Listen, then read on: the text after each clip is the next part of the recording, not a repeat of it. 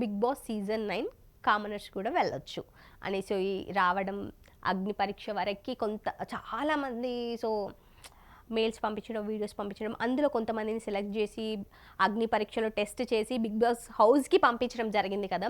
So ఒక్కసారి మాట్లాడుకుందాం big boss హౌస్లో కామనర్స్ ఎంతమంది ఉన్నారో, ఎంతమంది ఎలిమినేషన్ అయ్యారో అనేది. చెప్పొచ్చో చెప్పకూడదో నాకు ఎందుకు అనిపించింది, బట్ చెప్తున్నాను. సో కామనర్స్లో ఎలిమినేషన్ అయిన వాళ్ళు మనీష్ మర్యాద, హరిత హరీష్, ప్రియా శెట్టి, శ్రీజ. అండ్ ఇప్పుడు మనకి నిన్న జరిగింది ఎపిసోడ్ చూసుకుంటే శ్రీజ. సో ఇందులో అందరు కామనర్సే ఉన్నారు. అండ్ 2 మెంబర్సే ఫ్లోరా అండ్ సృష్టి. సో సృష్టి అంటే ఫస్టే అనుకున్నారేమో, ఇప్పుడు చూసుకుంటే బిగ్ బాస్ హౌస్లో అందరు సెలబ్రిటీసే ఉన్నారు, కామనర్స్ అందరు బయటకు వచ్చేసారు. బట్ బిగ్ బాస్ హౌస్లో ఉన్నప్పుడు ఏమనుకున్నారు, కామనర్స్ సెలబ్రిటీస్ కాదు, కామనర్స్గా వచ్చారు కానీ వాళ్ళు కూడా సెలబ్రిటీసే అన్న విధంగా మాట్లాడారు. అండ్ బయట ఉన్న వాళ్ళు కూడా అనడం జరిగింది. సో అక్కడి వరకు వెళ్ళారు అని అంటే వాళ్ళు కూడా సెలబ్రిటీసే కదా అనేసి. బట్ ఫస్ట్ వీక్లోనే సృష్టిని ఎలిమినేట్ చేశారు.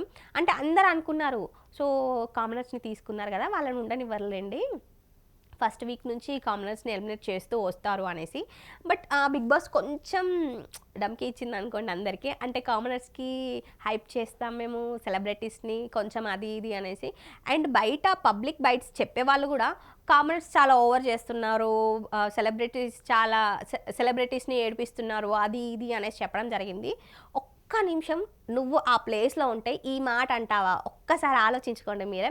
సో ఎవరైనా సరే వాళ్ళ రియాలిటీని చూపిస్తారు. వాళ్ళు సెలబ్రిటీనా, వాళ్ళు ఇంకేదన్నానా, ఏంటా అన్నది ఏది పట్టించుకోరు. నువ్వు ఒక గేమ్ ఆడడానికి వెళ్ళావు, నీ గేమ్ ఏంటి నువ్వు ఇవ్వాలి, నీకు ఏది అనిపిస్తే నువ్వు అది మాట్లాడాలి. బిగ్ బాస్ హౌస్ అంటేనే అది కదా, బిగ్ బాస్ అంటేనే అది కదా, రియల్గా ఉండడం కదా. సో వాళ్ళున్న విధానం, వాళ్ళు చేసింది కరెక్టే.